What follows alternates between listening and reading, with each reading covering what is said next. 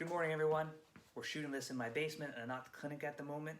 I know what most of you are thinking. I want to get back out and golf. It's the middle of April. The weather's starting to turn. Most have watched Tigers Rewind win last week of the Masters. All we want to do is go out and golf. But for the time being, we're kind of confined to our homes. There's plenty of things we can do at our home to keep ourselves prepared for when the golf season starts.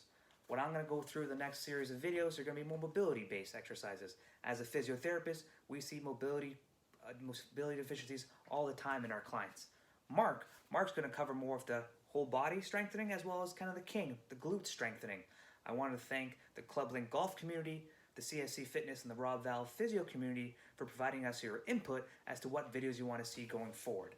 So one series is going to be for me is thoracic and hip mobility as one side. The second side is going to be whole body, going from the neck all the way down to our toes. So stay tuned.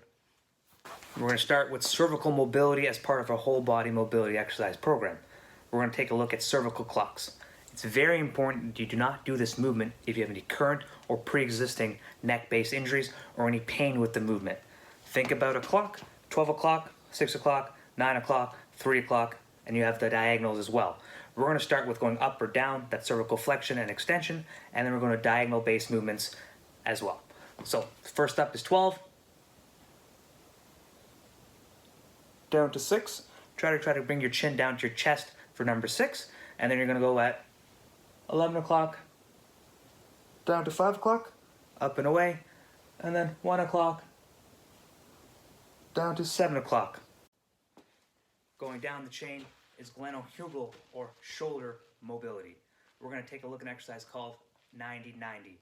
Ideally done against the wall, so you can have the back of your head making contact on the wall, your mid-back and your shoulder blades making contact on the wall, that you're not coming off the wall looking like this. So starting out with one arm at 90 degrees, the other arm at 90 degrees in the opposite direction. Try to get the arms parallel to the floor. Don't let them drop, so they're up here. Then you're going to rotate without dropping, nice and slow, back and forth, maintaining contact if you have that wall behind you to that wall. Don't let that head or the back come off the wall.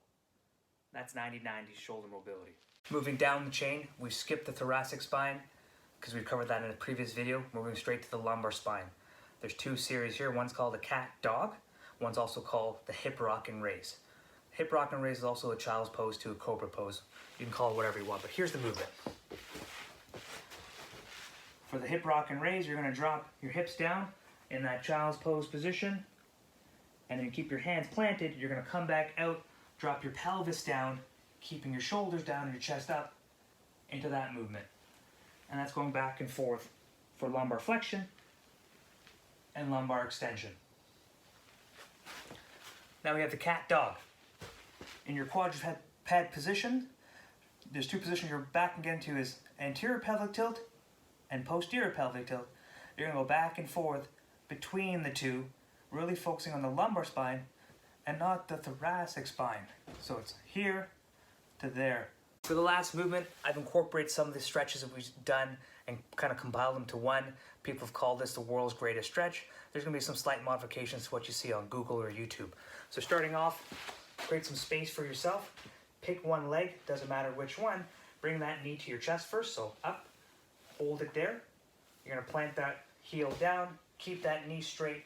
Do a sweep where you're coming through. Plant that foot down. And you're going to this kind of running position. Plant one arm down, rotate to one side. Thoracic rotation. Come up nice and tall. Thoracic extension. Coming back. Holding down, get a little bit of that hip and glute stretch. Coming back out into a hamstring stretch. And then back up to the opposite side.